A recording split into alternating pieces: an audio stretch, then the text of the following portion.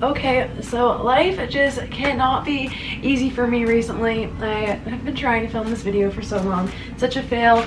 The post-festival depression was so real for me when I came back from Freestyle Sessions, and it just took me a very long time to get around to filming this video. Now I'm very stressed about getting everything done before I go to Forest. So let me shut up so I can get to doing that and name these videos that I have to get up. Today I am bringing you finally my Freestyle Sessions recap and review video.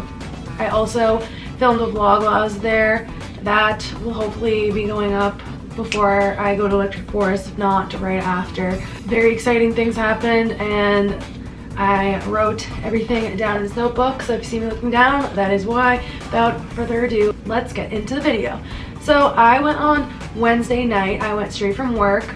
I went from LAX to the Denver International Airport. I landed at like 11 p.m. All my friends went to Denver the day after me in the morning, but for me it just made the most sense to go on Wednesday night. Didn't want to pay for the Uber from the airport because the airport is like northeast, and I need to get into central Denver, downtown Denver, to get to the hostel I was staying at. So I took a cheaper option, which was taking the airport train. It was called the A line. It was a little bit confusing to get to. I had to walk outside and then go to a hotel and then walk down. Once I got there, it was seamless, and I only had to pay $10. It took like an hour or so for me to get down there. I think the last train leaves around midnight, and I got there at like 11. I took the train there, and then I easily could have walked from where the train landed at like this famous train station that was really cool, but since I got there at like 12:30ish, I decided it wasn't really a good idea for like a young girl with like my laptop and like camera and all that to be walking around at night alone. So I decided to take an Uber that was only like 5 minutes to my hostel. I don't know if I said this, but the hostel was called Hostel Fish.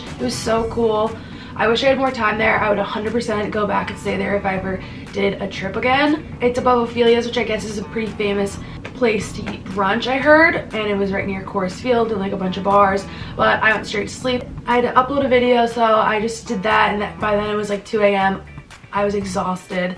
Finally went to sleep, knew I had to wake up early, and still was just tossing and turning. Did not get a good night's sleep at all because I was so excited, which never happens to me. I sleep like a baby, which says how excited I was for the weekend.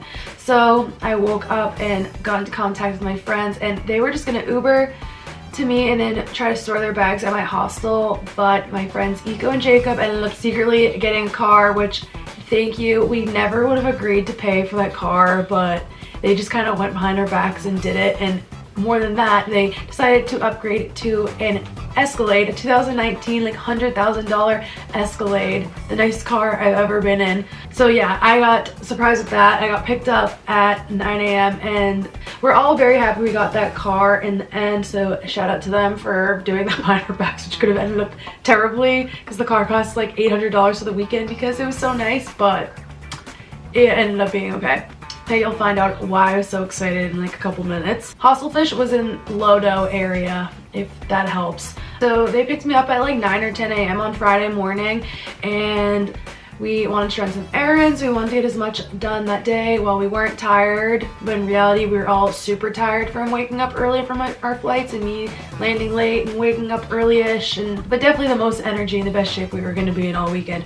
We ended up going to the original Chipotle, and it was perfect because all the errands we needed to run were pretty much right there. We wanted to go to a smoke shop, a convenience store, a liquor store, Starbucks, and again get food, go to Chipotle. It was in like South Denver. It's near University of Denver. Right at the intersection was literally everything we needed. Every single store. The Starbucks was across the street, convenience store across the street, smoke shop across the street. Oh yeah, dispensary right next to the Chipotle. Like, it was literally perfect, everything we wanted to do. The only thing that was missing was the liquor store. From there, we went over to Red Rocks, which we were so excited about because we really didn't think we'd get a chance to go. We weren't going to see a concert or anything, but if you're into music, which you probably are if you're watching this video, you probably have the dream of going to Red Rocks. So even if we couldn't get to see a show there, it's still really cool to see a place that we dreamed about. So happy that we got to go. Friends were talking about doing hikes all weekend, and I was like, there's no way realistically that we're gonna hike. I don't really like hiking. I just knew we weren't gonna have any energy, and like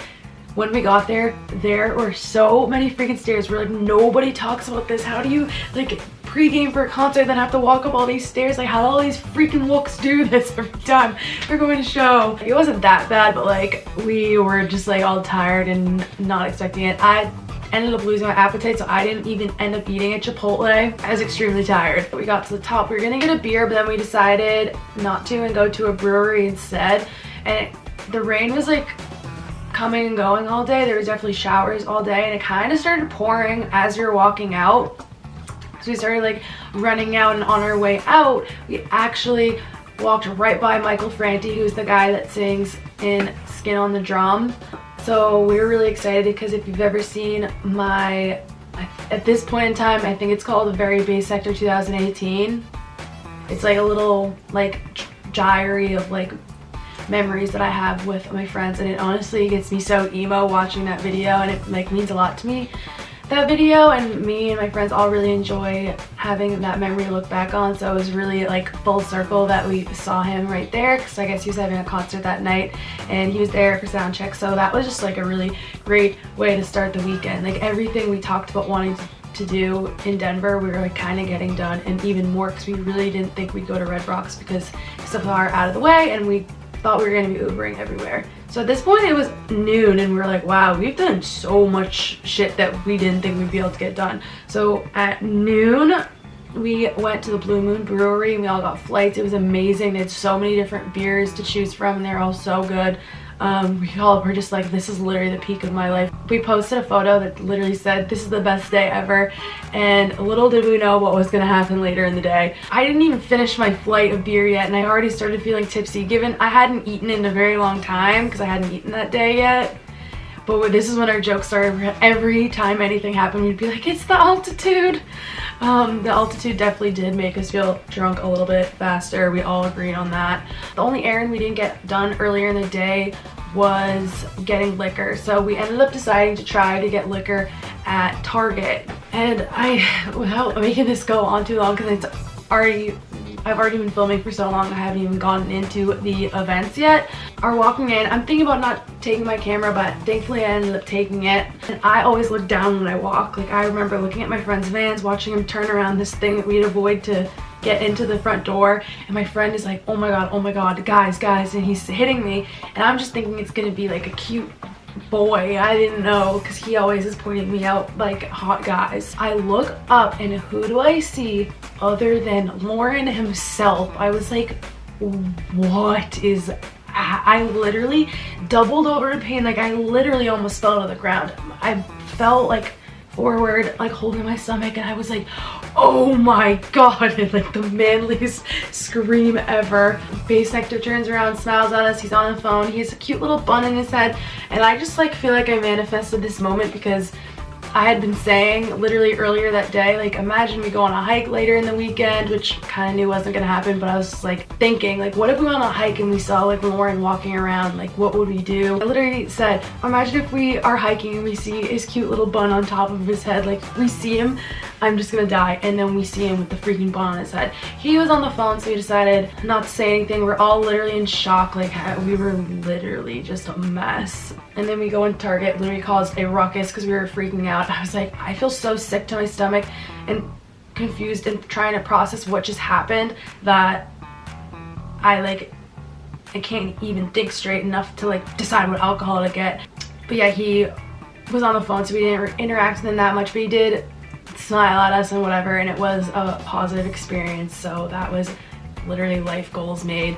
So we're walking through Target. If you know me, you know that the #1 song, and really the only song that I care about chasing for a while now, is Pink Elephants. I've actually never gotten an animal song, and I've been looking for anything like decor related or literally anything that has a pink elephant. Every time I see an elephant, anything, it's not pink. And when we were in Target, I freaking saw this like propped up on the side. I wasn't like looking through the decor area, it was literally just like propped out perfectly into the aisle. I was like, what if this is a sign? So I had to buy it. I was like, literally there's no price on this, I have no money, but like I need this elephant, and I'm glad I bought it. I was like, what if Bassnectar found this, put it in the aisle as a sign, and we just, his DNA is on this. Pink elephants didn't end up getting played, but whatever, it was still cool. I finally got my pink elephant. So we left, and that just threw us all for a loop. So we stayed at the Hyatt Place in Westminster, which is also like where we saw Lauren. Just pre-gamed a little bit. We just got straight to it, and we left for the venue at 6:45. Our Uber was like a 10-minute Uber. It could have been like a 15 to 20-minute walk, but the road that we had to take was like a little bit isolated, so we decided it would be best just to Uber. We wanted to be bleacher creatures, and we didn't really have a choice, because if you know, at Freestyle Sessions you need to get a wristband. They start letting you line up is at 3, so we knew that was just not gonna happen. And I'm really short, so I really wanted to be a bleacher creature so I could actually freaking see anything for once. So I was very excited about that. We grabbed our seats, we all were in and out. By the time 9 o'clock came around, it started to get pretty packed, and people were getting kind of feisty about our seats, so we all kind of sat down by 9.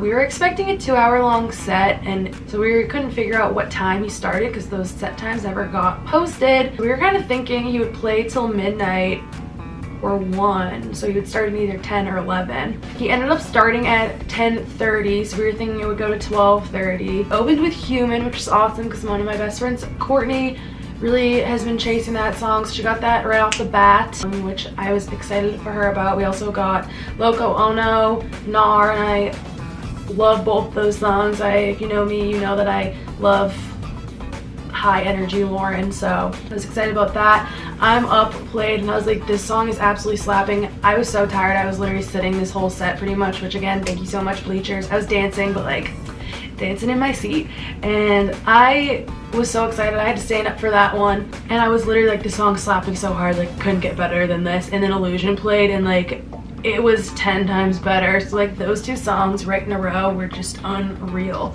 He also played Old Greg, which like, I didn't know that song, Don't Come For Me Bassheads, but I didn't know it. It's not a Bassnectar song. I didn't know he played it. And then he also did some like, I think this was the night he did the talk about like the brain, like what is your brain doing or something, which was pretty cool. So the set ended up only being an hour and a half, which is kind of disappointing, but like the set was awesome. We got a decent amount of Bassnectar songs, and if you know about Freestyle Sessions, you know that he doesn't play a lot of his own music, and that's the whole point. So we got some great songs that weren't his, and we also got a decent amount of songs that got us really hyped because we really knew the song. So Uber and Lyft was a little bit crazy when we left, so we decided to walk down the road. We left like till the farthest intersection we could get to before we kind of had to go down a road without any like sidewalks or anything. So then we got an Uber from there. Walked like half a mile probably. Like I said, the set was an hour and a half, so the set ended at 12, and by like 12:30 or 12:45 we were in an Uber, and it took us like 10 minutes to get home again. And then we had our little hotel post game, and me and my friends love the hotel post game. We are known and hate ourselves for spending way too much time at the campsite every time we do anything together because we're just having so much fun together. We don't want to leave. But it's always cool for the post game because we have nowhere to be, and we're really freaking having so much fun. We play a ton of games and whatever. Then Saturday, this is when all the shit went down. So we were just like literally talking about how that day was, Friday was the best day of our lives, yada yada yada. Little did we know what was coming. So we woke up at like 9:30 in the morning, got ready, and we went back to downtown Denver near where my hostel was, near Coors Field. We ended up driving the car to brunch, and we got there at like 11:30 a.m. It was called the Ballpark View House, and it was so bomb. The food was so good, the vibes were just right. They had a deck. It was so sunny and beautiful out. So we stayed there for a little while, had so much fun. We had mimosa towers, got lit for a pretty good price. By the way, the drinks in Denver are so cheap. Like beers are always like $5. It's amazing. Then we went to Black Box by 2:15 for the Jansen show, which I was very excited about because Jansen's probably my second favorite. I've only seen him one other time. So we're just like drinking and stuff and enjoying ourselves on the back porch area. And I'm literally filming a vlog clip, and someone comes up and is like, oh, it's canceled. And Jansen was actually like outside on the deck too, and we just kept talking about seeing him or going up and saying something, but my friends were like getting nervous and like, I don't know, whatever. We're filming a clip for the vlog, and some kid's like, it's canceled, and we're like, what do you mean it's canceled? Jansen's like right there. They're like, something happened with the sound thing. I'm like, what do you mean? I can literally hear the music playing inside. My friend's like, can't we just ask him to play? He's standing literally right there. And the guy's like, Bassnectar canceled. We were so upset.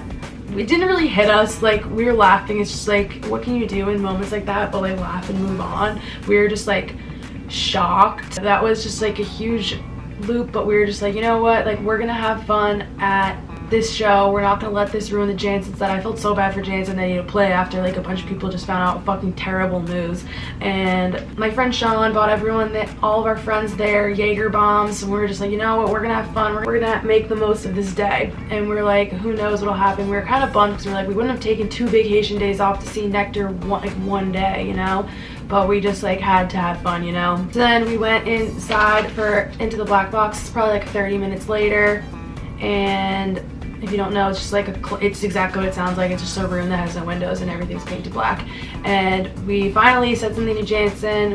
We met him and his wife, and they were super nice. That set was so lit. Like we were not thinking about like Bassnectar being canceled at all. It was so much fun, so much energy, and I am so happy that we could like put everything behind us for that. I think I can speak for everyone. Everyone was so happy. Like everyone in that room was having so much fun. So at this point we go back outside and we're just like, what? Now it's like really setting like what is happening. We're like reading tweets and stuff online, and we met this kid that was hearing about potentially something happening that. Okay, the zoom on this is probably all crazy, and like I've literally been trying to film this video for over a week.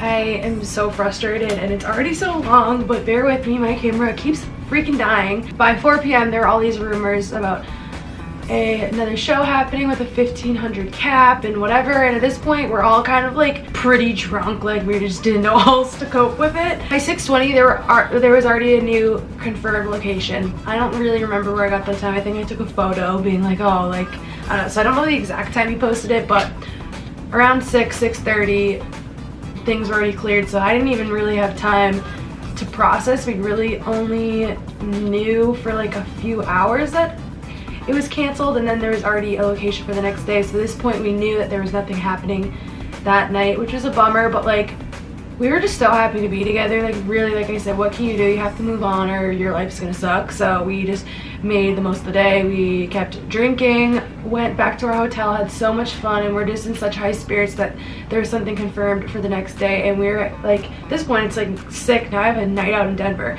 So we have a couple gay friends in the group, so we ended up going to a club that they wanted to go to. I think it was called Club X. I'll change the name if that's not what it's called, but it was so fun. There's a drag show and we were just like absolutely popping off. But again, the drinks were cheap.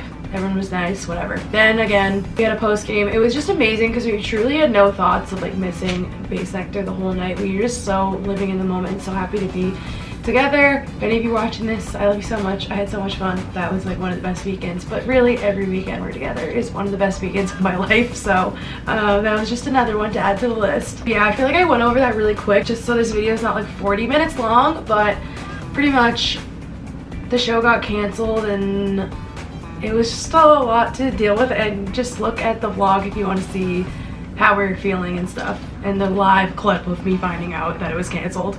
So on Sunday I woke up pretty early. I accidentally ate my moldy Chipotle from the Chipotle that we went to on Thursday, but we're not going to talk about that. So we woke up and by noon we went up to Boulder. It was such a beautiful ride. The First Bank Center is equal distance between Boulder and Denver, so we wanted to get up and see that city. It was so beautiful. We went to the Western Tavern, which had a great view of the mountains, and we were just like really got to chill and enjoy ourselves. We were so happy to like feel like we were really on vacation, not just there for music. And this was on Pearl Street. We walked all down Pearl Street. We saw some performer put himself in a bucket. Again, look at my vlog if you want to see that. By 4:45 we ended up driving home. 6:15 we Ubered to the venue. So this was at the Denver Coliseum, so now we're in like actual Denver rather than the suburbs. There was a pretty long line. Bassnectar had said that he was gonna have a 3-hour set, so everyone I think was just like freaking out about what the night was gonna be like because everyone had no idea what was in store.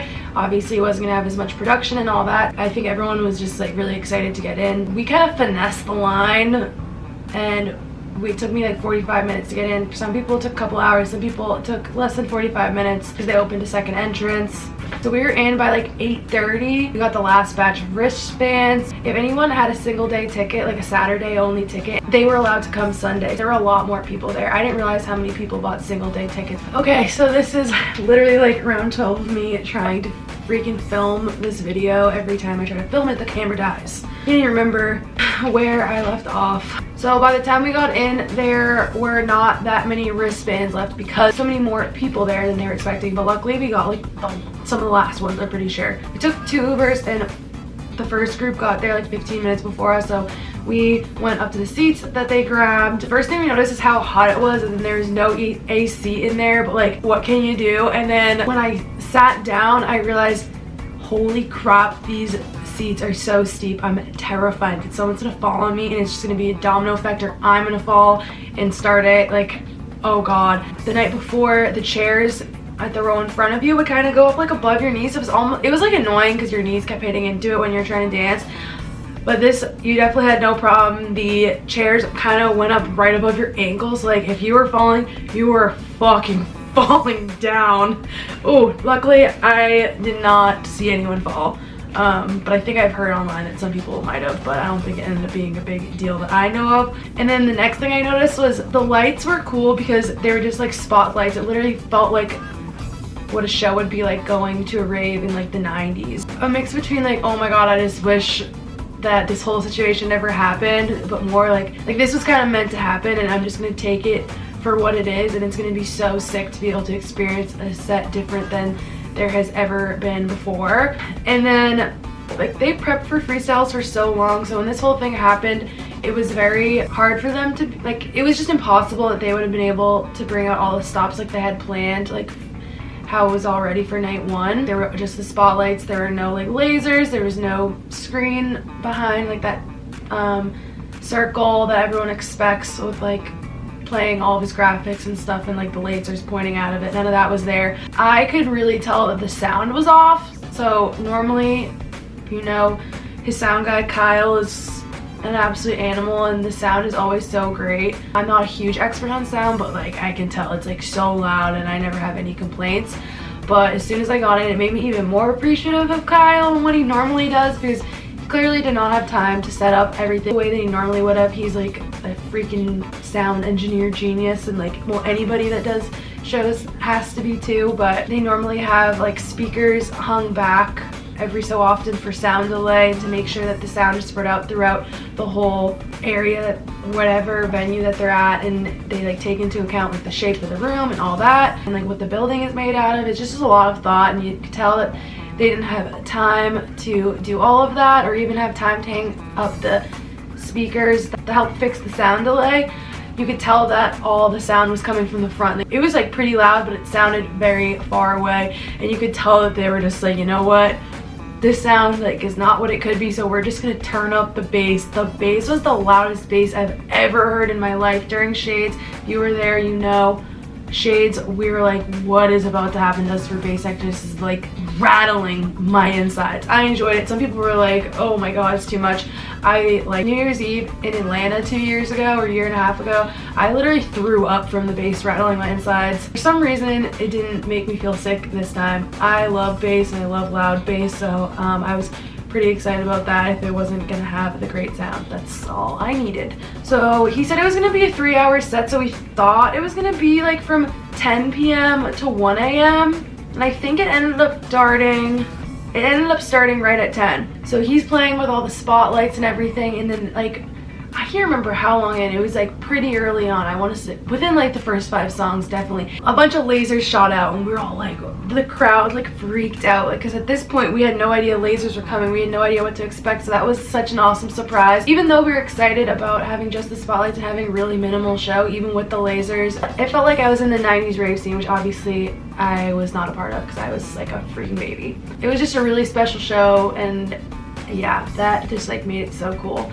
So he played It's About to Get Hectic, which was freaking awesome, and we just heard it the day before at Jansen, and it obviously freaking slaps live. We heard Front to Back, Undercover, We got the Throw Some D's vocals, which I'm pretty sure Jansen played the day before too, so that was like sick, even though they're repeats. I love both of those. So we got Eyes on Fire, which was so magical, which has me so excited for Is That's Dead in the Forest. And then we got Blast Off at the end, which was just like, never knew I wanted that song so bad until it happened. It also was coming on the mic a lot to be like, drink water, whatever, look around for your friends, because it was so hot and humid inside.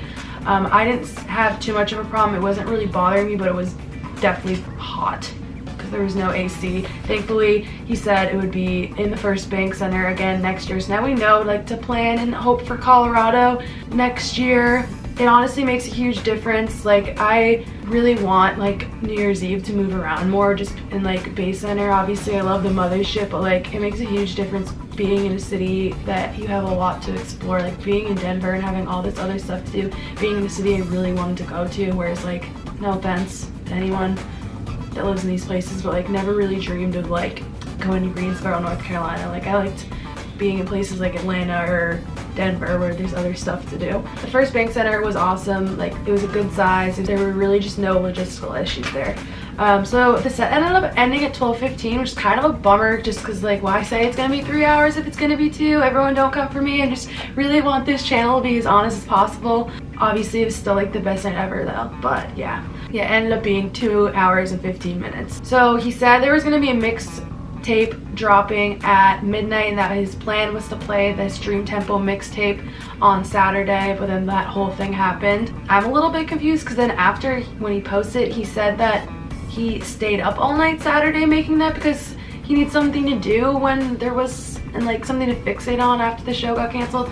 But either way, he said there was a mixtape drop. I like missed that memo, so I didn't know, but he said just go up to an ambassador and turn your airdrop on and we would get an airdrop before it got released. So that I thought was really cool. I wish I had known about that, but it's okay because the mixtape was coming soon. We went outside, we're just chilling. We definitely had a problem with Ubers. Our Ubers kept canceling on us. We were outside for like over an hour, which is super annoying. And at this point we were like way farther because we got a hotel in the middle of nowhere, so we would be near the venue. Like we were like, well, I would have obviously rather stay in downtown Denver, and now we're still like far from the show. But again, what can you do? I'm just grateful that we got to see him twice. So outside it was, I'm sure you saw the Sunner Day merch. That was funny. A couple of my friends got those shirts that had the typo on it. Then we got back to our hotel. We post-gamed again. Post-game was so fucking fun. It was like our last hurrah. So we have a rule with me and my friends, like if it's the last night, kind of, it's common, like we try to be considerate on all the nights, but like last night it's like you're staying up all night,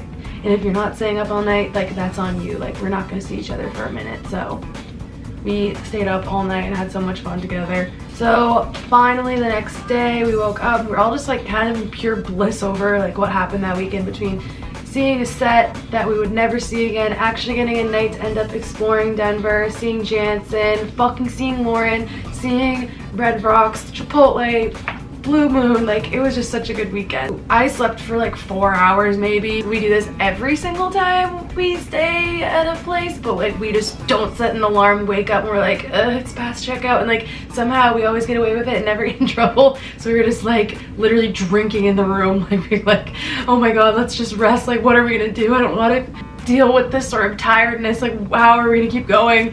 So we were like getting ready. As soon as we got everything packed, we were like, they haven't yelled at us yet. We drank, we each had one last drink. And then we went back to the Ballpark View House.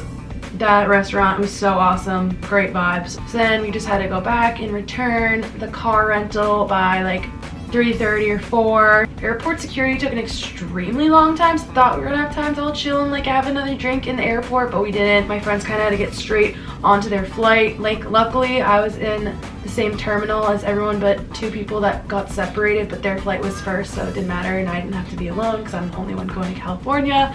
That was stressing me out, and I ended up getting the last row on the plane. It was so full, and I was the only seat that didn't have anybody in it. So even though I didn't have a window and I couldn't recline my seat, I got to lay down, downloaded the Tempo Dreams mixtape with the Wi-Fi right before I got to like listen to it and fall asleep. And this is when he announced that Deja Vu's coming. He's planning all that, and that announcement's coming soon, all that. So it was like a great way to end the trip. It's like you never want to not know when your next Nectar set is, or like be just so Like, it's just, he always like times everything so great. I think I can speak for everyone between Bassnectar and all his fans. Like, that weekend was just so unreal, being able to, like, I think it honestly was better the way that it happened. With absolute disaster happened, and like the way that everyone handled it, like I really saw like no negativity online pretty much. Like, we all ended up getting refunds for Saturday ticket, which was amazing. That was another 60 bucks back in my pocket. Everyone wants another set, like, without all the production again, now that we've experienced it. He said how he wants it before, and he didn't always get a great reaction. And I think now that it happened, it really opened up everyone's eyes going into it. Obviously wanted more production, but when I was just happy for him that he got to have freestyles the way that he wants it. That's how he always wanted it, was to have a little production, but the feedback wasn't always great. So I was so happy for him, and everyone, I think, just left in pure bliss. It's just funny how when things go bad, it ends up being the best weekend ever. I'm so happy with how everything turned out. So that is my Freestyle Sessions recap. If you want to see the vlog, that will probably be already posted by the time this video comes out. I have a bunch of forest videos coming and going to Bass Center, so if you want to see more Bassnectar related videos and other festival content, please subscribe, and I will see you in my next video. Bye!